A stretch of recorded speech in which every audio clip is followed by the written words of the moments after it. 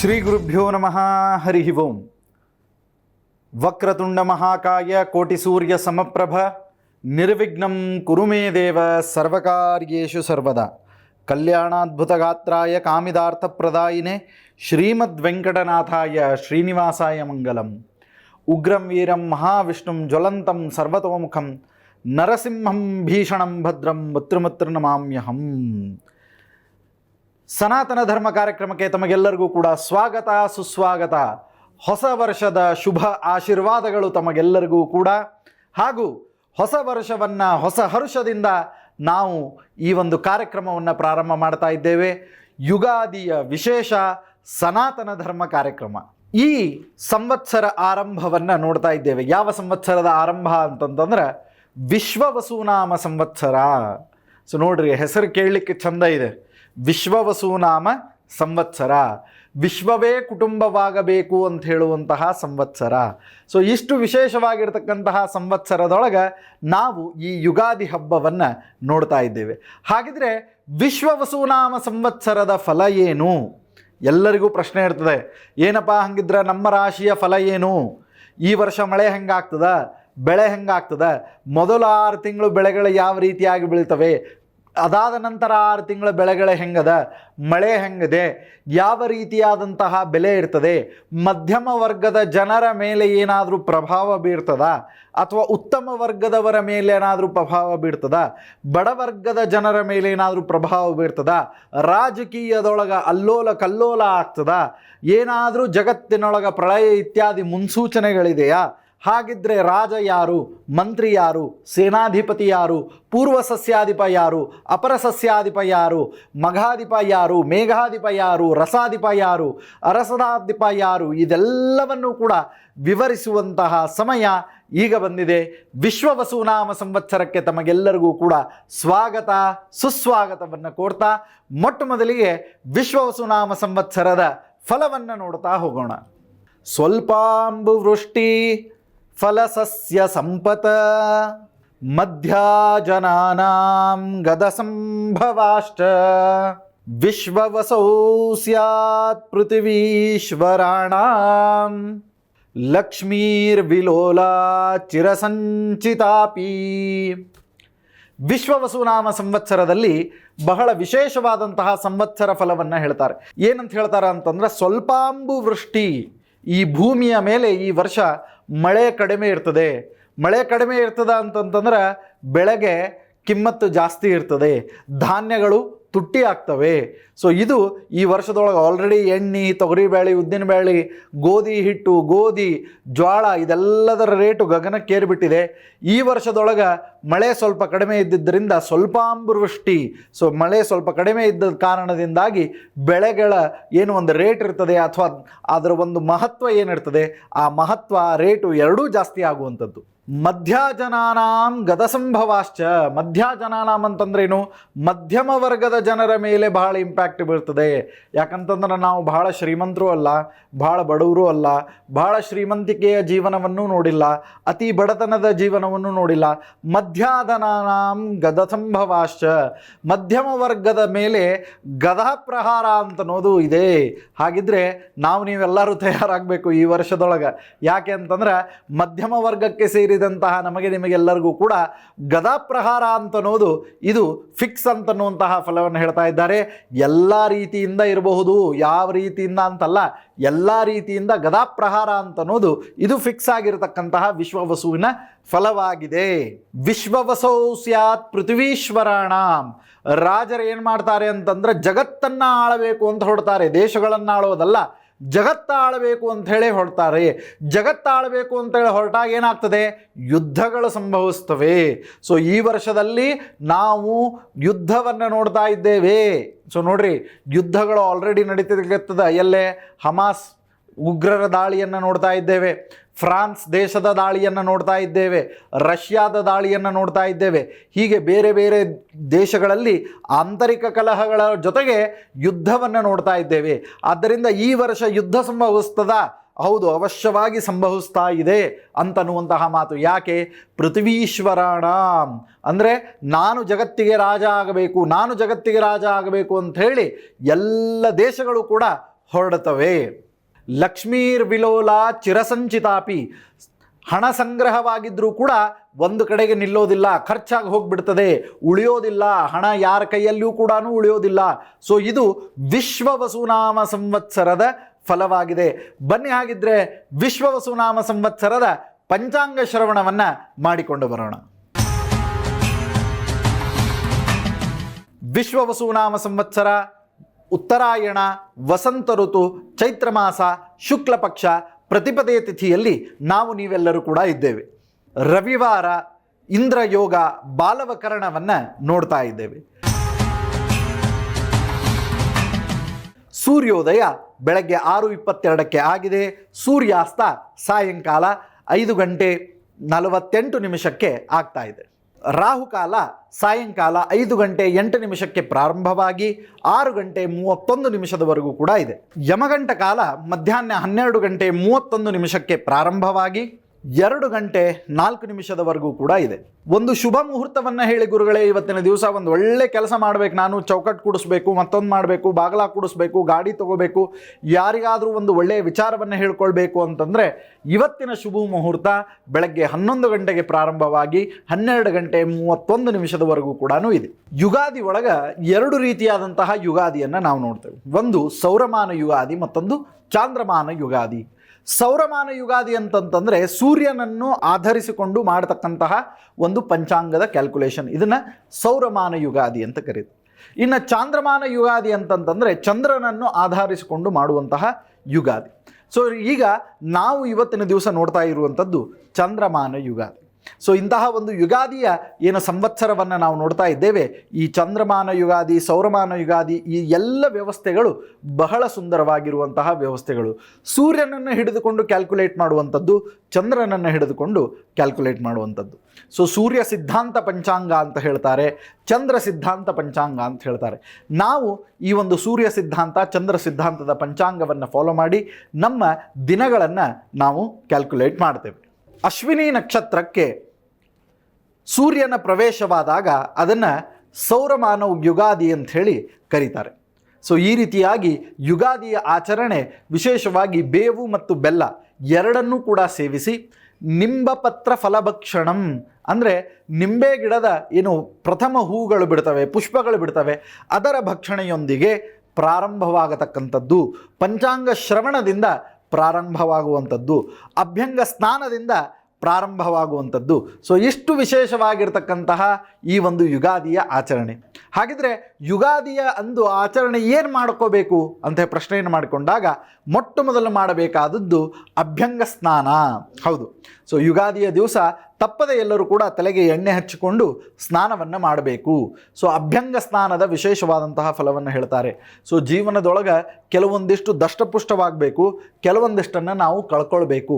So ಎಣ್ಣೆಯನ್ನು ಹಚ್ಕೊಳ್ಳೋದ್ರಿಂದ ಏನಾಗ್ತದೆ ಅಂತಂದರೆ ದೇಹ ಆರೋಗ್ಯ ದಷ್ಟಪುಷ್ಟವಾಗ್ತದೆ. ಎಲ್ಲ ಕೆಟ್ಟ ವಿಚಾರಗಳು ಕೂಡ ಎಣ್ಣೆಯಂತೆ ಜರಿದು ಹೋಗಿಬಿಡ್ಲಿ. ಆಮೇಲೆ ಎಣ್ಣೆ ಹಚ್ಕೊಳ್ಳೋದ್ರದ್ದು ವಿಶೇಷತೆ ಇನ್ನೊಂದೇನು ಗೊತ್ತೇನ್ರಿ? ಎಣ್ಣೆ ಯಾಕೆ ಹಚ್ಕೋಬೇಕು ಅಂತಂದರೆ ಯಾವ ವಿಷಯಗಳನ್ನು ಹಚ್ಕೋಬೇಕು, ಯಾವ ವಿಷಯಗಳನ್ನು ಬಿಡಬೇಕು ಅಂತ ಕಲಿಸೋದೇ ಎಣ್ಣೆ. ಸೊ ಎಣ್ಣೆ ಹಚ್ಕೊಂಡಂಗೆ ಜಾರ್ಕೋತಾರ ಅಂತ ಹೇಳ್ತಾರೆ. ಸೊ ಎಣ್ಣೆ ಹಚ್ಕೊಂಡಂಗೆ ಜಾರ್ಕೊಳ್ಳೋದು ಅಂತಂದ್ರೆ ಏನರ್ಥ ಅಂತಂದ್ರೆ ವಿಷಯಗಳನ್ನು, ಯಾವ ವಿಷಯಗಳನ್ನು, ಕಾಮಕ್ರೋಧ ಲೋಭ ಮೋಹ ಮದಮಾತ್ಸರ್ಯ ಎಂಬ ವಿಷಯಗಳನ್ನು ಬಿಡುವಂಥದ್ದು. ಸೊ ಇಂತಹ ಬಿಡುವಂಥದ್ದನ್ನು ಕಲಿಸ್ಲಿಕ್ಕೆ ಬರುವಂಥದ್ದೇ ಈ ಒಂದು ಅಭ್ಯಂಗ ಸ್ನಾನ. ಸೊ ಈ ಅಭ್ಯಂಗ ಸ್ನಾನವನ್ನು ಎಲ್ಲರೂ ಕೂಡ ಈ ಯುಗಾದಿಯ ದಿವಸ ತಪ್ಪದೆ ಮಾಡಬೇಕಾಗಿ ತಮ್ಮೆಲ್ಲರಲ್ಲಿಯೂ ಕೂಡ ಕಳಕಳಿಯ ವಿನಂತಿ. ಈ ವಿಶ್ವವಸುನಾಮ ಸಂವತ್ಸರದೊಳಗೆ ರಾಜ ಯಾರು ಅಂತ ಪ್ರಶ್ನೆ ಮಾಡಿಕೊಂಡ್ರೆ ರಾಜ ಸೂರ್ಯನಾಗಿದ್ದಾನೆ. ಮಂತ್ರಿ ಯಾರು ಅಂತ ಪ್ರಶ್ನೆ ಮಾಡಿಕೊಂಡ್ರೆ ಮಂತ್ರಿಯೂ ಕೂಡ ಸೂರ್ಯನೇ ಆಗಿದ್ದಾನೆ. ಸೇನಾಧಿಪತಿ ಯಾರೇ ಆಗಿದ್ದಾರೆ ಅಂತ ಪ್ರಶ್ನೆ ಮಾಡಿಕೊಂಡ್ರೆ ಸೇನಾಧಿಪತಿಯೂ ಕೂಡ ಸೂರ್ಯನೇ ಆಗಿದ್ದಾನೆ. ಪೂರ್ವ ಸಸ್ಯಾಧಿಪತಿ, ಮೊದಲ 6 ತಿಂಗಳು ಸಸ್ಯಗಳಿಗೆ ಅಧಿಪತಿ ಯಾರಾಗಿದ್ದಾರೆ ಅಂತಂದರೆ ಬುಧ ಮೊದಲ 6 ತಿಂಗಳು ಸಸ್ಯಗಳಿಗೆ ಅಧಿಪತಿಯಾಗಿದ್ದಾನೆ. ಅಪರ ಕಡೆ ಅದಾದಮೇಲೆ 6 ತಿಂಗಳಾದಮೇಲೆ ಮತ್ತೆ 6 ತಿಂಗಳು ಯಾರಾಗ್ಯಾರ ಅಂತಂದ್ರೆ ಮತ್ತೆ ಸೂರ್ಯನೇ ಅಧಿಪತಿಯಾಗಿದ್ದಾನೆ. ಧಾನ್ಯಗಳಿಗೆ ಅಧಿಪತಿ ಯಾರು ಅಂತ ಪ್ರಶ್ನೆ ಮಾಡಿಕೊಂಡಾಗ ಮಂಗಳ ಧಾನ್ಯಗಳಿಗೆ ಅಧಿಪತಿಯಾಗಿದ್ದಾನೆ. ಮೇಘಗಳಿಗೆ ಅಧಿಪತಿ ಯಾರಾಗಿದ್ದಾರೆ ಅಂತ ಪ್ರಶ್ನೆ ಮಾಡಿಕೊಂಡ್ರೆ ಮೇಘಗಳಿಗೆ ಅಧಿಪತಿ ಸೂರ್ಯನಾಗಿದ್ದಾನೆ. ರಸಕ್ಕೆ, ನಾವೇನು ರಸವತ್ತಾದಂತಹ ಹಣ್ಣುಗಳನ್ನು ನೋಡ್ತೇವೆ, ರಸಗಳಿಗೆ ಯಾರು ಅಧಿಪತಿಯಾಗಿದ್ದಾರೆ ಅಂತಂದರೆ ರಸಾಧಿಪತಿಯಾಗಿ ಶುಕ್ರನಿದ್ದಾನೆ. ರಸವಿಲ್ಲದೆ ಇರತಕ್ಕಂಥ ಹಣ್ಣುಗಳು, ಕಾಳು, ಕಡಲೆ ಇತ್ಯಾದಿಗಳಲ್ಲಿ ಯಾರು ಅಧಿಪತಿ ಅಂತ ಪ್ರಶ್ನೆ ಮಾಡಿಕೊಂಡ್ರೆ ಬುಧ ಅಧಿಪತಿಯಾಗಿದ್ದಾನೆ. ಈ ರೀತಿಯಾದಂತಹ ಒಂದು ವ್ಯವಸ್ಥೆಯನ್ನು ವಿಶ್ವವಸುನಾಮ ಸಂವತ್ಸರದಲ್ಲಿ ನಾವು ನೋಡ್ತಾ ಇದ್ದೇವೆ. ಬಹುಮುಖ್ಯವಾಗಿ ಎಲ್ಲರಿಗೂ ಒಂದು ಪ್ರಶ್ನೆ ಇರ್ತದೆ, ನಮ್ಮ ನಕ್ಷತ್ರ ಮತ್ತು ರಾಶಿಯ ಅನುಸಾರವಾಗಿ ಏನು ಫಲಗಳಿವೆ? ಅದೇ ಬಹಳ ದೊಡ್ಡ ಪ್ರಶ್ನೆ ಎಲ್ಲರಿಗೂ. ನಮ್ಮ ನಕ್ಷತ್ರ, ನಮ್ಮ ರಾಶಿಗಳಿಗೆ ಏನು ಫಲ ಇದೆ, ನಮ್ಮ ನಕ್ಷತ್ರಕ್ಕೆ ಏನು ಫಲ ಇದೆ, ನಮ್ಮ ರಾಶಿಗೆ ಏನು ಫಲ ಇದೆ, ಯಾವ ರೀತಿಯಾಗಿ ಲಾಭದೊಳಗಿದ್ದೇವಾ, ಲುಕ್ಸಾನ್ದೊಳಗಿದ್ದೇವಾ, ಪ್ರಾಫಿಟ್ ಎಷ್ಟು, ಲಾಸ್ ಎಷ್ಟು ಬರ್ತದೆ, ಎಷ್ಟು ಹೋಗ್ತದೆ, ಯಾವ ಯಾವ ರಾಶಿಗಳಿಗೆ ಒಳಿತು, ಯಾವ ಯಾವ ರಾಶಿಗಳಿಗೆ ಕೆಟ್ಟ, ಈ ಎಲ್ಲ ವಿಚಾರಗಳನ್ನು ನಾನು ನಿಮಗೆ ತಿಳಿಸ್ಕೊಡ್ತೇನೆ. ಬನ್ನಿ ಹಾಗಿದ್ರೆ ನಕ್ಷತ್ರಗಳ ಅನುಸಾರವಾಗಿ ಯುಗಾದಿಯ ಫಲ ಏನಿದೆ ಅಂತನ್ನೋದನ್ನು ನೋಡ್ಕೊಂಡು ಬರೋಣ. ಮೊಟ್ಟ ಮೊದಲನೇ ಕ್ಯಾಟಗರಿ ಯಾವುದು ಅಂತಂತಂದರೆ ಪಂಥ ಅಂತ. ಪಂಥ ಅಂತಂದ್ರೆ ಏನು? ಒಂಚೂರು ಹಾದಿ ಒಳಗಿರ್ತಾರಂತ. ಬಹಳ ವಿಶೇಷವಾದಂತಹ ಏನು ಫಲಗಳಿಲ್ಲ, ಕಿಂತು ಹಾದಿ ಒಳಗೆ ಈ ಎಲ್ಲ ನಕ್ಷತ್ರದವರು ಇರ್ತಾರೆ ಅಂತ. ಯಾವೆಲ್ಲ ನಕ್ಷತ್ರಗಳು ಅಂತ ಪ್ರಶ್ನೆಯನ್ನು ಮಾಡಿಕೊಂಡ್ರೆ, ಮೊಟ್ಟ ಮೊದಲನೆಯ ನಕ್ಷತ್ರ ಅನುರಾಧ ನಕ್ಷತ್ರ, ಅದಾದ ಮೇಲೆ ಜ್ಯೇಷ್ಠ ನಕ್ಷತ್ರ, ಮತ್ತೊಂದು ಮೂಲ ನಕ್ಷತ್ರ. ಈ ಮೂರು ನಕ್ಷತ್ರದವರಿಗೆ ಪಂಥ ಅಂತಂದ್ರೇನು? ಹಾದಿ ಒಳಗಿರ್ತಾರ ಅಂತ ಅರ್ಥ. ಸೊ ಹಾದಿ ಒಳಗೆ ಹೋಗತಕ್ಕಂಥವರಿಗೆ ಒಂದು ವಿಶೇಷವಾದಂತಹ ನೆರವಷ್ಟೇ, ಆದರೆ ವಿಶೇಷ ಫಲ ಅಂತೇನಿಲ್ಲ. ಹಾಗಿದ್ರೆ ವಿಶೇಷ ಫಲ ಯಾರಿಗಿದೆ ಅಂತ ಪ್ರಶ್ನೆ ಮಾಡಿಕೊಂಡ್ರೆ ಇನ್ನುಳಿದ ಕ್ಯಾಟಗರಿಯನ್ನು ಮತ್ತು ನಕ್ಷತ್ರಗಳನ್ನು ನಾವು ನೋಡ್ತಾ ಹೋಗೋಣ. ಸುಖ ಅಂತನ್ನುವಂತಹ ಫಲ ಯಾರಿಗಿದೆ ಅಂತನ್ನೋದನ್ನು ನೋಡ್ತಾ ಹೋಗೋಣ. ಪೂರ್ವಾಷಾಢ, ಉತ್ತರಾಷಾಢ, ಶ್ರವಣ, ಶತತಾರಕ, ಧನಿಷ್ಠ, ಪೂರ್ವಭಾದ್ರಪದ, ಈ ಎಲ್ಲ ನಕ್ಷತ್ರಗಳಿಗೂ ಕೂಡ ಸುಖ ಅಂತನ್ನುವಂತಹ ಫಲವನ್ನು ಈ ಒಂದು ಯುಗಾದಿಯ ಸಂದರ್ಭದಲ್ಲಿ ನಾವು ನೋಡ್ತಾ ಇದ್ದೇವೆ. ಹಾಗಿದ್ರೆ ಸುಖದಲ್ಲಿ ಇರುವವರು ಮತ್ತು ಪಂಥ ಅಂತನ್ನುವಂತಹ ಒಂದು ಮಾರ್ಗದಲ್ಲಿ ಇರುವಂಥವರಿಗೆ ಏನಾದರೂ ಪರಿಹಾರ ಉಪಾಯಗಳಿವೆಯಾ ಸುಖವನ್ನು ಪಡಿಲಿಕ್ಕೆ? ಮತ್ತು ಆ ಪಂಥ ಅಂತನ್ನುವಂಥ ಹಾದಿ ಒಳಗೆ ಹೊಂಟವರಿಗೆ ಇನ್ನೊಂದು ಸ್ವಲ್ಪ ಹೆಚ್ಚಿನ ಸುಖಾಭಿವೃದ್ಧಿ ಆಗಲಿಕ್ಕೆ ಹಾದಿಗಳಿವೆಯಾ? ಅವಶ್ಯವಾಗಿ ತಿಳಿಸ್ಕೊಡ್ತೇನೆ. ನೀವು ಸನಾತನ ಧರ್ಮ ಕಾರ್ಯಕ್ರಮವನ್ನು ನೋಡ್ತಾ ಇರಿ. ಬನ್ನಿ ಹಾಗಿದ್ರೆ ಮುಂದಿನ ಕ್ಯಾಟಗರಿಯನ್ನು ನೋಡೋಣ. ಪೀಡಾ. ಸೊ ಪೀಡಾ ಯಾರಿಗಿದೆ, ಯಾವ ಯಾವ ನಕ್ಷತ್ರಗಳಿಗೆ ಪೀಡೆ ಇದೆ ಅಂತ ಪ್ರಶ್ನೆ ಮಾಡಿಕೊಂಡ್ರೆ, ಪೀಡೆ ಇರುವಂತಹ ನಕ್ಷತ್ರಗಳು ಉತ್ತರಾಭದ್ರಪದ, ರೇವತಿ ಮತ್ತು ಅಶ್ವಿನಿ. ಸೊ ಈ ಮೂರು ನಕ್ಷತ್ರಗಳಿಗೆ ನಾವು ಪೀಡಾ ಅಂತನ್ನುವಂತಹ ಫಲವನ್ನು ನೋಡ್ತಾ ಇದ್ದೇವೆ. ವಸ್ತ್ರಲಾಭ.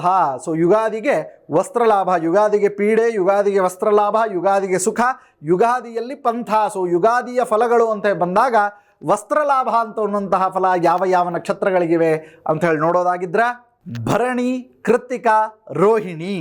ಸೊ ಭರಣಿ, ಕೃತ್ತಿಕಾ, ರೋಹಿಣಿ ಈ ಮೂರು ನಕ್ಷತ್ರಗಳಿಗೆ, ಮತ್ತು ಮೃಗಶಿರ, ಆರ್ದ್ರ ಮತ್ತು ಪುನರ್ವಸು ಈ ಎಲ್ಲ ನಕ್ಷತ್ರಗಳಿಗೆ ವಸ್ತ್ರಲಾಭ ಅಂತನ್ನುವಂತಹ ಫಲ ಈ ಒಂದು ಯುಗಾದಿಗೆ ಆಗ್ತಾ ಇದೆ. ಧನಹಾನಿ.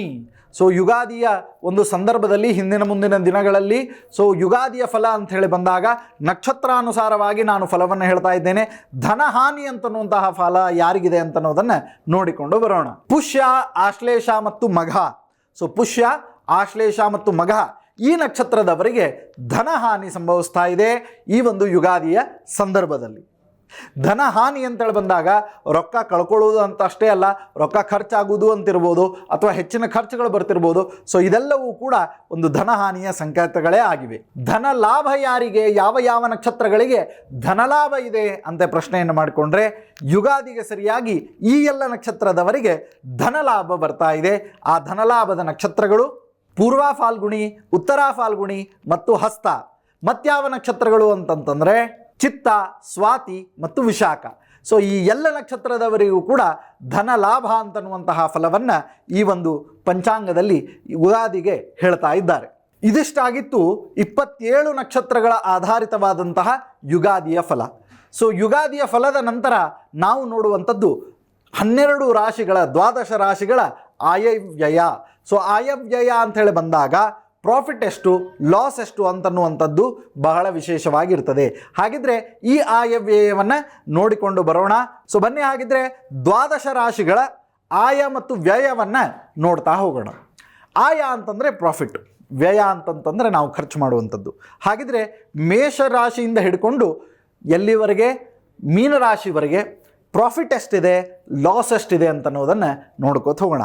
ಮೊಟ್ಟ ಮೊದಲ ರಾಶಿ ಪ್ರಾಫಿಟ್ನ ಮತ್ತು ಲಾಸನ್ನು ಹೇಳ್ತಕ್ಕಂಥದ್ದು ಮೊಟ್ಟ ಮೊದಲ ರಾಶಿ ಮೇಷರಾಶಿ. ಮೇಷರಾಶಿಯವರಿಗೆ 14 ಆಯ 11 ವ್ಯಯ ಇದೆ. ಅಂದರೆ 14 ರೂಪಾಯಿ ಬಂತು ಅಂತಂದ್ರೆ 11 ರೂಪಾಯಿ ಖರ್ಚಾಗ್ತದೆ, 3 ರೂಪಾಯಿ ಲಾಭವನ್ನು ನೀವು ಉಳಿಸ್ಕೊಳ್ಳಬಹುದಾಗಿದೆ. ಮೇಷರಾಶಿಯವರು 3 ರೂಪಾಯಿ ಉಳಿದದ ಅಂತೇಳಿ ಸಂತೋಷ ಪಡ್ರಿ. 14 ರೂಪಾಯಿ ಖರ್ಚು ಮಾಡ್ಲಿಕ್ಕೆ ಶಕ್ತಿ ಕೊಟ್ಟಾನಲ್ಲ ಅಂತಾರೆ ಸಂತೋಷ ಪಡ್ರಿ. 11 ರೂಪಾಯಿ ನಾವು ಅಷ್ಟೇ ಖರ್ಚು ಮಾಡಿ 3 ರೂಪಾಯಿ ಉಳಿಸ್ಕೋತೇವಲ್ಲ ಅಂತನ್ನುವಂತಹ ಸಂತೋಷವನ್ನು ಪಡ್ರಿ. ಇದು ಮೇಷರಾಶಿಗೆ ಇಡೀ ವರ್ಷ ಪೂರ್ತಿ ಇರತಕ್ಕಂತಹ ಆಯವ್ಯಯದ ಫಲ. ವೃಷಭ ರಾಶಿ, ವೃಷಭ ರಾಶಿಯವರಿಗೆ 8 ರೂಪಾಯಿ ಬರ್ತಾ ಇದೆ, 5 ರೂಪಾಯಿ ಖರ್ಚಾಗ್ತಿದೆ. 8 ಆಯ 5 ವ್ಯಯ. ಇವರು ಕೂಡ 3 ಉಳಿಸ್ಕೊಳ್ತಾ ಇದ್ದಾರೆ. ಆದರೆ ಇವ್ರ ಕಡೆಯಿಂದ ಖರ್ಚಾಗ್ತಿರುವಂಥದ್ದು ಎಷ್ಟು ಅಂತಂತಂದರೆ 8. ಸೊ 8ರ ಸಂಖ್ಯೆಯ ನಂಟನ್ನು ಹೊಂದಿದ್ದಾರೆ ವೃಷಭ ರಾಶಿಯವರು. ಸೊ ಹೀಗಾಗಿ 8 ಅವರಿಗೆ ಬರ್ತದೆ, ಈ 5 ರೂಪಾಯಿಯನ್ನು ಖರ್ಚು ಮಾಡ್ತಾರೆ.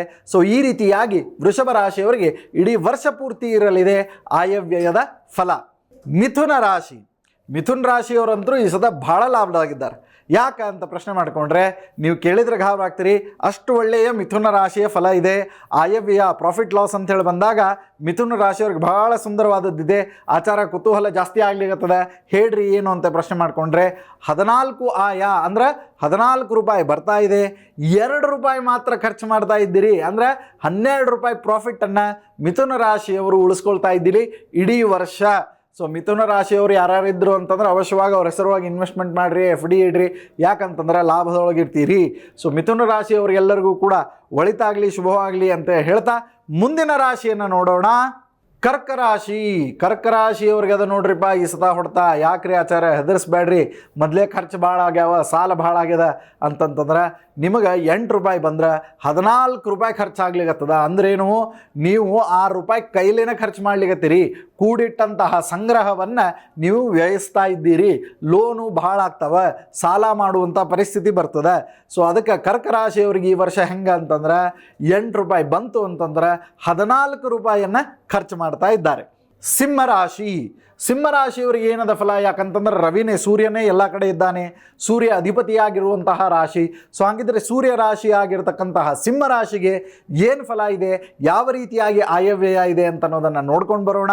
ಸಿಂಹರಾಶಿಯವರಿಗೆ ಆಯ ಇದೆ, 10 ಆಯ ಇದೆ. ವ್ಯಯ ಎಷ್ಟದ ಅಂತ ಪ್ರಶ್ನೆ ಮಾಡಿಕೊಡ್ರಿ ನೋಡೋಣಂತ. 1 ವ್ಯಯ ಇದೆ. ಸೊ ಅಂದರೆ 9 ರೂಪಾಯಿ ಲಾಭವನ್ನು ಸಿಂಹರಾಶಿಯವರು ಗಳಿಸ್ತಾ ಇದ್ದಾರೆ. ಸೊ ಇಡೀ ವರ್ಷ ಪೂರ್ತಿ ಸಿಂಹರಾಶಿಯವರಿಗೆ ಒಳ್ಳೆಯ ಲಾಭ. 9% ಲಾಭ.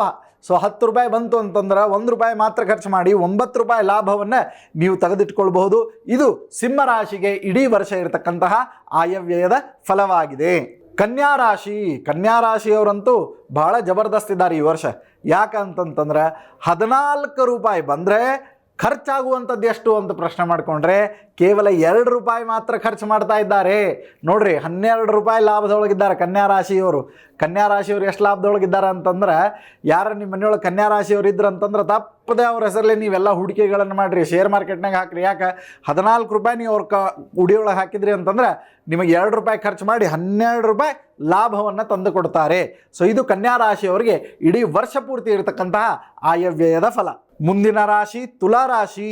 ಹಾಗಿದ್ರೆ ತುಲಾರಾಶಿಯವರು ತಕ್ಕಡಿ, ಎಲ್ಲವನ್ನು ತೂಕ ಮಾಡಿ ಅಳೆದು ತೂಗು ನಡೆಸಿ ಜೀವನವನ್ನು ಅಂತನ್ನುವಂತೆ ಅದ್ಭುತವಾದಂತಹ ತಕ್ಕಡಿಯಲ್ಲಿ ಇರುವಂಥವರು. ಸೊ ತುಲಾರಾಶಿಯವರಿಗೆ ಆಯವ್ಯಯ ಯಾವ ರೀತಿಯಾಗಿದೆ ಅಂತ ಪ್ರಶ್ನೆ ಮಾಡಿಕೊಂಡ್ರೆ 8 ಆಯ 5 ವ್ಯಯವನ್ನು ನೋಡ್ತಾ ಇದ್ದಾರೆ ತುಲಾರಾಶಿಯವರು. ಅಂದರೆ 8 ರೂಪಾಯಿ ಬಂದ್ರೆ 5 ರೂಪಾಯಿ ಖರ್ಚಾಗ್ಲಿಕ್ಕತ್ತದ, 3 ರೂಪಾಯಿ ಲಾಭವನ್ನು ನೀವು ಪಡಿತಾ ಇದ್ದೀರಿ ಅಂತ ಅರ್ಥ. ಸೊ ಆಯವ್ಯಯದೊಳಗೆ ಬಹಳ ಅಗದಿ ಏನಂತಾರೆ ತೂಕದ ಮನುಷ್ಯರು ಇವರೆಲ್ಲ ತುಲಾರಾಶಿಯವರು. ಸೊ ಇಂಥ ತುಲಾರಾಶಿಯವರಿಗೆ 8 ರೂಪಾಯಿ ಬಂತು ಅಂತಂತಂದ್ರೆ 5 ರೂಪಾಯಿ ಅದರೊಳಗೆ ಖರ್ಚಾಗಿ ಹೊಂಟದ. ವೃಶ್ಚಿಕ ರಾಶಿ. ಸೊ ವೃಶ್ಚಿಕ ರಾಶಿಯವರಿಗೆ ಎಷ್ಟು ಆಯ ಎಷ್ಟು ವ್ಯಯ ಅಂತಂತಂದ್ರೆ ಪ್ರಾಫಿಟ್ ನಿಮಗೆ 14ರಷ್ಟು ಬಂದರೆ ನಿಮ್ಮ ಕಡೆಯಿಂದ ಖರ್ಚಾಗುವಂಥದ್ದು 11ರಷ್ಟು. ಅಂದರೆ 3 ಲಾಭದೊಳಗೆ ಇರ್ತೀರಿ. 3 ರೂಪಾಯಿಯನ್ನು ತೆಗೆದಿಟ್ಕೊಳ್ತೀರಿ. 14 ರೂಪಾಯಿ ಬಂತು, 11 ರೂಪಾಯಿ ಖರ್ಚಾಯಿತು ಅಂತಂದ್ರೆ 3 ರೂಪಾಯಿಯನ್ನು ನೀವು ತೆಗೆದುಕೊಳ್ತಾ ಇದ್ದೀರಿ. ಸೊ ಇದು ವೃಶ್ಚಿಕ ರಾಶಿಯವರಿಗೆ ಇರತಕ್ಕಂತಹ ಆಯವ್ಯಯದ ಫಲವಾಗಿದೆ. ಹಾಗಿದ್ರೆ ವೃಶ್ಚಿಕ ರಾಶಿಯವರು ಇಷ್ಟು ಒಳ್ಳೆಯ ಪ್ರಾಫಿಟ್ನೊಳಗಿದ್ದೀರಿ ಅಂತಂದರೆ 3 ರೂಪಾಯಿ ತೆಗೆದಿಡುವಂಥ ಸೌಭಾಗ್ಯರ ದೇವ ಕೊಟ್ಟಾನಲ್ಲ, ತೆಗೆದಿಟ್ಕೊಳ್ರಿ. ಅದೇ ಮುಂದೆ 3 ರೂಪಾಯಿದಂಗೆ ಹೋಗಿ 3 ಕೋಟಿ ರೂಪಾಯಿ, 300 ಕೋಟಿ ರೂಪಾಯಿ, 3,000 ಕೋಟಿ ರೂಪಾಯಿ, 3 ಲಕ್ಷ ಕೋಟಿ ರೂಪಾಯಿ, 3 ಕೋಟಿ ರೂಪಾಯಿ ಆಗ್ತದೆ ಅಂತೇಳಿ ತಮಗೆಲ್ಲರಿಗೂ ಕೂಡ ತಿಳಿಸ್ಕೊಡ್ತಾ ಇದ್ದೇನೆ. ಮುಂದಿನ ರಾಶಿ ಧನುರಾಶಿ. ಧನುರಾಶಿಯವರಿಗೆ 11 ಆಯ ಇದೆ, 2 ವ್ಯಯ ಇದೆ. ಸೊ ಅಂದ್ರೆ 11 ಆಯ ಅಂದ್ರೆ 11 ರೂಪಾಯಿ ಬಂದು 2 ರೂಪಾಯಿ ಖರ್ಚು ಮಾಡ್ಲಿಕ್ಕತ್ತೀರಿ. ಹಂಗಿದ್ರೆ ಉಳಿತೆಷ್ಟು ಅಂತ ಪ್ರಶ್ನೆ ಮಾಡಿಕೊಂಡ್ರೆ 9. ನೋಡ್ರಿ ಎಷ್ಟು ಒಳ್ಳೆಯ ಸಂಖ್ಯೆ, ಬಹಳ ಉಳಿತಾಯ ಈ ವರ್ಷ 9 ಅಂತ ಅನ್ನೋದಿದೆ. ಸೊ 9ಅನ್ನು ನೀವು ತೆಗೆದಿಟ್ಕೊಂಡು 99ರ ತನಕನೂ ಅದನ್ನು ಅನುಭವಿಸ್ಬೋದು. ಸೊ ಈ ವರ್ಷ ನೀವೇನು ಮಾಡಿರಿ ಅಂತಂದ್ರೆ 9 ರೂಪಾಯಿಯನ್ನು ಚೆಂದಾಗಿ ಸೇವಿಂಗ್ಸ್ ಒಳಗೆ ಹಾಕ್ರಿ, ಮ್ಯೂಚುವಲ್ ಫಂಡ್ ಒಳಗೆ ಇನ್ವೆಸ್ಟ್ಮೆಂಟ್ ಮಾಡಿರಿ, ಶೇರ್ ಮಾರ್ಕೆಟಿಗೆ ಹಾಕ್ರಿ. ನಿಮ್ಗೆ ಅವಶ್ಯವಾಗಿ ಬೆಳವಣಿಗೆ ಅಂತ ಅನ್ನೋದನ್ನು ನೀವು ನೋಡ್ತೀರಿ. ಮುಂದಿನ ರಾಶಿ ಮಕರ ರಾಶಿ. ಈಗ ಜಸ್ಟ್ ಶನಿದೇವರು ಬಿಟ್ಟು ಹೋಗ್ಯಾನಪ್ಪ ನಮ್ಮನ್ನು, ನಮ್ದೇನು ಪರಿಸ್ಥಿತಿ, ಎಷ್ಟು ರೊಕ್ಕ ಬರ್ತದ, ಎಷ್ಟು ಹೋಗ್ತದ ಅಂತ ಪ್ರಶ್ನೆ ಮಾಡ್ಕೊಂಡ್ರೆ ನಿಮಗೆ ನೋಡ್ರಿಪ್ಪ 5 ರೂಪಾಯಿ ಬಂತು ಅಂತಂದ್ರೆ 5 ರೂಪಾಯಿ ಖರ್ಚಾಗಿ ಹೋಗ್ಬಿಡ್ತದ. ಅಂದ್ರೇನು 0/0, ಏನೂ ಉಳಿಯೋಂಗಿಲ್ಲ. ಸೊ 5 ರೂಪಾಯಿ ಬಂತು, 5 ರೂಪಾಯಿ ಖರ್ಚಾತು. ಇದು ಮಕರ ರಾಶಿಯವರಿಗೆ ಇರುವಂತಹ ಫಲ. ಸೊ ಈ ವರ್ಷ ಏನಿದೆ ಅಲ್ಲಿಗಲ್ಲೇ ಸಮ. ಎಲ್ಲ ಏನು ವ್ಯವಹಾರ ಮಾಡ್ತಿರ್ತೀರಿ, ಮತ್ತೊಂದು ಮಾಡ್ತಿರ್ತೀರಿ, ಮುಗ್ದೊಂದು ಮಾಡ್ತಿರ್ತೀರಿ, ಅಲ್ಲಿಗಲ್ಲೇ ಸಮ. ರೊಕ್ಕ ಯಾವುದು ನಿಲ್ಲುವುದಿಲ್ಲ. ಆದರೆ 5 ರೂಪಾಯಿ ಬಂತು ಅಂತಂದ್ರೆ 5 ರೂಪಾಯಿ ಖರ್ಚಾಗ್ತದೆ, 5 ರೂಪಾಯಿ ಬರ್ತದೆ, ಅದಕ್ಕೆ ಸಂತೋಷ ಪಡ್ರಿ. 5 ರೂಪಾಯಿ ಖರ್ಚಾಗುವಂಥದ್ದು ದೊಡ್ಡದಲ್ಲ, ಕೈಲೇ ಹಾಕುವಂಥದ್ದು ತಪ್ಪಲ್ಲ ಅಂತ ಅನ್ನೋದು ಖುಷಿ ಪಡ್ರಿ. ಕುಂಭರಾಶಿ. ಕುಂಭರಾಶಿಯ ಅಧಿಪತಿಯು ಕೂಡ ಶನಿ. ಇಲ್ಲ ಕಡೆ 2.5 ವರ್ಷದ ಸಾಡೆ ಸಾತಿ. ನಮಗೇನು ಫಲ, ಅದರ ಮೇಲೆ ರವಿ ಬೇರೆ ರಾಜ ಆಗ್ಯಾನ ಈ ವರ್ಷ. ಹಂಗಿದ್ರೆ ಹೆಂಗ ಅಂತ ಪ್ರಶ್ನೆ ಮಾಡಿಕೊಂಡ್ರೆ ಕುಂಭರಾಶಿಯವರಿಗೆ 5 ಆಯ 5 ವ್ಯಯ. ಸೊ 5 ರೂಪಾಯಿ ಬಂತು ಅಂತಂದ್ರೆ 5 ರೂಪಾಯಿಯನ್ನು ಅವರು ಕಳ್ಕೊಳ್ತಾ ಇದ್ದಾರೆ. ಸೊ ಇದು ಕುಂಭರಾಶಿಯವರಿಗೆ ಇರತಕ್ಕಂತಹ ಫಲವಾಗಿದೆ. ಮೀನರಾಶಿ. ಸೊ ಕಟ್ಟಕಡೆಯ ರಾಶಿ ಯಾವುದು? ಮೀನರಾಶಿ. ಶನಿದೇವರು ಇದೇ ರಾಶಿ ಒಳಗೆ ಕುಳಿತುಕೊಂಡಿದ್ದಾರೆ. ನಿನ್ನೆ ನಾವೆಲ್ಲ ಶನಿದೇವರ ಒಂದು ಪಥಸಂಚಲನದ ಪೂಜೆ ಎಲ್ಲವನ್ನು ಮಾಡಿದ್ದೇವೆ. ಸೊ ಹಾಗಿದ್ರೆ ಶನಿದೇವರು ಏನು ಅನುಗ್ರಹ ಮಾಡ್ತಾ ಇದ್ದಾರೆ, ಎಷ್ಟು ಲಾಭ ಕೊಡ್ತಾ ಇದ್ದಾರೆ, ಏನು ಹೆಂಗೆ ಅಂತ ಪ್ರಶ್ನೆ ಮಾಡಿಕೊಂಡ್ರೆ ಗುರುವಿನ ರಾಶಿಯಾಗಿರ್ತಕ್ಕಂತಹ ಈ ಮೀನರಾಶಿಯವರಿಗೆ ಈ ವರ್ಷದ ಆಯವ್ಯಯ ಅಂತ ಹೇಳಿ ಬಂದಾಗ 11 ಆಯ 2 ವ್ಯಯವನ್ನು ಇವರು ನೋಡ್ತಾ ಇದ್ದಾರೆ. 11 ರೂಪಾಯಿ ಬಂತು ಅಂದರೆ 2 ರೂಪಾಯಿ ಖರ್ಚಾಗ್ಲಿಕ್ಕತ್ತದ. 9 ರೂಪಾಯಿಗಳಷ್ಟು ಲಾಭವನ್ನು ಮೀನರಾಶಿಯವರು ನೋಡ್ತಾ ಇದ್ದಾರೆ. ಸೊ ಇದಾಗಿತ್ತು 12 ರಾಶಿಗಳ ಫಲಾಫಲಗಳು. ನಕ್ಷತ್ರದ ಅನುಸಾರವಾಗಿ ಯುಗಾದಿಯ ಫಲ ಮತ್ತು ಇಡೀ ವರ್ಷ ಪರ್ಯಂತ ಆಗತಕ್ಕಂತಹ ಪ್ರಾಫಿಟ್ ಮತ್ತು ಲಾಸ್ ಇದೆಲ್ಲವನ್ನು ಕೂಡ ನಿಮಗೆ ತಿಳಿಸ್ಕೊಟ್ಟಿದ್ದೇನೆ. ಯುಗಾದಿಯ ಸಂದರ್ಭದೊಳಗೆ ಅಥವಾ ಆಯವ್ಯಯದೊಳಗೆ ಯಾರಿಗೆಲ್ಲ ಕಡಿಮೆ ಲಾಭ ಇದೆ ಅಥವಾ ಅಲ್ಲಿಗಲ್ಲೇ ಸಮ ಆಗ್ಲಿಕ್ಕತ್ತದ, ಮತ್ತು ವಿಶೇಷವಾಗಿ ಏನು ವಸ್ತ್ರ ಲಾಭ ಮತ್ತೊಂದು ಮುಗಿದೊಂದು ಒಳ್ಳೆಯ ಫಲಗಳನ್ನು ಬಿಟ್ಟು ಕೆಟ್ಟ ಫಲಗಳವ. ಆಮೇಲೆ ಒಳ್ಳೆಯ ಫಲಗಳನ್ನು ಪಡ್ಕೊಳ್ಳಿಕ್ಕೆ ಏನು ಮಾಡಬೇಕು ಅಂತಂತಂದರೆ ಯುಗಾದಿ ಹಬ್ಬದ ದಿವಸ ಮಾಡಬೇಕಾದಂತಹ ಪೂಜೆ ಪುನಸ್ಕಾರಗಳಲ್ಲಿ ಮೊಟ್ಟ ಮೊದಲನೇದ್ದು ಏನು ಅಂತಂತಂದರೆ ನಿಂಬಪತ್ರ ಭಕ್ಷಣ. ಆವತ್ತಿನ ದಿವಸ ತಪ್ಪದೆ ಅಭ್ಯಂಗ ಸ್ನಾನವನ್ನು ಮಾಡಿದ ಮೇಲೆ ದೇವರ ಮುಂದೆ ಬೇವು ಬೆಲ್ಲವನ್ನು ಇಟ್ಟು ಅದನ್ನು ನಿವೇದನೆ ಮಾಡಿ ಅದನ್ನು ಸ್ವೀಕಾರ ಮಾಡುವಂಥದ್ದು. ಅಂದರೆ ಕಹಿನೂ ಇರಲಿ ಸಿಹಿನೂ ಇರಲಿ ಜೀವನದೊಳಗಂತ ಪ್ರಾರ್ಥನೆ. ಸೊ ಅದರಲ್ಲಿಯೂ ಕೂಡ ವಿಶೇಷವಾಗಿ ಪೂರ್ವ ದಿಕ್ಕಿಗೆ ಮುಖ ಮಾಡಿ, ಸೂರ್ಯ ಉದಯಿಸುವಂತಹ ದಿಕ್ಕಿಗೆ ಮುಖ ಮಾಡಿ ನೀವು ಆಹಾರವನ್ನು ಸ್ವೀಕಾರ ಮಾಡಿರಿ. ಆ ನಿಂಬಪತ್ರ ಭಕ್ಷಣ ಅಂತನ್ನೋದೇನಿದೆ, ಈ ನಿಂಬಪತ್ರ ಭಕ್ಷಣವನ್ನು ಪೂರ್ವ ದಿಕ್ಕಿಗೆ ಯಾರು ಮಾಡ್ತಾರೆ ಅವರಿಗೆ ಆ ಎಲ್ಲ ರೀತಿಯಾದಂತಹ ಅರ್ಥಲಾಭಗಳು ಪ್ರಾಪ್ತಿಯಾಗುವಂಥದ್ದು ಅಂತನ್ನೋದನ್ನು ವಿಶೇಷವಾಗಿ ಹೇಳ್ತಾರೆ. ಆದ್ದರಿಂದ ಒಳ್ಳೆಯ ಫಲಗಳು ಬೇಕು ಅಂತನೋರು ಎಲ್ಲರೂ ಪ್ರತಿಯೊಬ್ಬರಿಗೂ ಆಸೆ ಇರ್ತದೆ ಒಳ್ಳೆಯ ಫಲಗಳು ಸಿಗಬೇಕು ಅಂತ ಹೇಳಿ. ಸೊ ಪೂರ್ವ ದಿಕ್ಕಿನಿಗೆ ಸೂರ್ಯನಿಗೆ ನಮಸ್ಕಾರವನ್ನು ಮಾಡಿ ಸೂರ್ಯನಲ್ಲಿ ಪ್ರಾರ್ಥಿಸಿ ಒಳ್ಳೆ ತೇಜಸ್ಸನ್ನು ಕೊಡಪ್ಪ ಅಂತ ಕೇಳಿಕೊಂಡು ನಿಂಬಪತ್ರವನ್ನು ವಿಶೇಷವಾಗಿ ದೇವರಿಗೆ ಸಮರ್ಪಣೆಯನ್ನು ಮಾಡಿ ಮತ್ತು ಬೆಲ್ಲವನ್ನು ದೇವರಿಗೆ ಸಮರ್ಪಣೆ ಮಾಡಿ ಬೇವು ಮತ್ತು ಬೆಲ್ಲ ಎರಡನ್ನೂ ಕೂಡ ಸೇರಿಸಿ ಈ ಒಂದು ದೇಹಕ್ಕೆ ಪೂರ್ವ ದಿಕ್ಕಿನಿಂದ ನೀವು ಸ್ವೀಕಾರವನ್ನು ಮಾಡಿರಿ, ನಿಮಗೆ ಒಳಿತಾಗ್ತದೆ. ಇದು ಮೊಟ್ಟ ಮೊದಲನೇ ಪರಿಹಾರ. ಎರಡನೇ ಪರಿಹಾರ ಏನು ಅಂತಂತಂದ್ರೆ ಬೇವು ಬೆಲ್ಲವನ್ನು ವಿಶೇಷವಾಗಿ ಕೊಡ್ತಿರಬೇಕಾದ್ರೆ ನೀವು ಗಂಡ್ಮಕ್ಳಿಗೆ ಕೊಡ್ತಿದ್ರಿ ಅಂತಂದ್ರೆ, ಅಂದ್ರೆ 12 ರಾಶಿಯವರು ಇರಬಹುದು ಅಥವಾ ಯಾರಿಗೆ ಒಳ್ಳೆಯ ಫಲಗಳಿವೆ, ಒಳ್ಳೆಯ ಫಲಗಳನ್ನು ಇನ್ನೂ ಹೆಚ್ಚಿನ ಪ್ರಮಾಣದಲ್ಲಿ ಪಡಲಿಕ್ಕೆ, ದುಷ್ಪರಿಣಾಮಗಳಿವೆ, ಆ ದುಷ್ಪರಿಣಾಮವನ್ನು ದೂರ ಓಡಿಸ್ಲಿಕ್ಕೆ ನೀವು ಮಾಡಬೇಕಾದಂತಹ ಇನ್ನೊಂದು ಪರಿಹಾರ ಏನು ಅಂತಂತಂದ್ರೆ ಬೇವು ಬೆಲ್ಲವನ್ನು ಕೊಡ್ತಿರಬೇಕಾದ್ರೆ ಬೇವು ಬೆಲ್ಲವನ್ನು ಹೆಣ್ಮಕ್ಳಿಗೆ ಕೊಡ್ಲಿಕ್ಕತ್ತಿದ್ರಿ ಅಂತಂತಂದ್ರೆ ಅವರಿಗೆ ಅರಿಶಿಣ ಕುಂಕುಮ ಕೊಟ್ಟು ಬೇವು ಬೆಲ್ಲವನ್ನು ಕೊಡಿ. ಮತ್ತು ಇನ್ನು ಗಂಡಸರಿಗೆ ನೀವು ಅಕಸ್ಮಾತಾಗಿ ಬೇವು ಬೆಲ್ಲವನ್ನು ಕೊಡ್ತಾ ಇದ್ರಿ ಅಂತಂತಂದ್ರೆ ಅವಾಗ ನೀವು ತಿಲಕವನ್ನು ಹಚ್ಚಿ, ಕುಂಕುಮದ ತಿಲಕವನ್ನು ಹಚ್ಚಿ ಬೇವು ಬೆಲ್ಲವನ್ನು ಕೊಟ್ಟು ನಮಸ್ಕಾರವನ್ನು ಮಾಡಿ. ನಿಮಗಿಂತ ಹಿರಿಯರೇ ಇರಲಿ ಕಿರಿಯರೇ ಇರಲಿ ಯಾರೇ ಇದ್ದರೂ ಕೂಡ ಅವರಿಗೆ ನೀವು ಹೆಣ್ಮಕ್ಳಾಗಿದ್ದರೆ ಅರ್ಶಿನ ಕುಂಕುಮವನ್ನು ಕೊಡ್ರಿ, ಗಂಡು ಹುಡುಗರಾಗಿದ್ದರು ಅಂತಂದರೆ ತಿಲಕವನ್ನು ಹಚ್ಚಿ ನೀವು ಬೇವು ಬೆಲ್ಲವನ್ನು ಕೊಡಿ. ಇದರಿಂದ ನಿಮಗೆ ಬಹಳ ಒಳ್ಳೆಯದಾಗ್ತದೆ. ಬಹಳ ಮುಖ್ಯವಾಗಿ ಸೌಭಾಗ್ಯ ಅಂತನ್ನೋದೇನಿದೆ, ಇದು ಸೌಭಾಗ್ಯ ಎಲ್ಲರಿಗೂ ಸಿಗೋದಿಲ್ಲ. 12 ರಾಶಿಗಳ ಫಲ ಹೇಗಿದೆ ಅಂತನ್ನೋದನ್ನು ನಾವು ಅವಶ್ಯವಾಗಿ ಮತ್ತೆ ನಾಳಿನ ಒಂದು ಎಪಿಸೋಡ್ನಲ್ಲಿ ತಿಳಿದುಕೊಳ್ಳೋಣ. ಅದಕ್ಕಿಂತ ಮುಂಚಿತವಾಗಿ ನಾನು ಹೇಳಿದಂತಹ ಈ ಪರಿಹಾರಗಳನ್ನು ತಪ್ಪದೆ ಮಾಡಿ.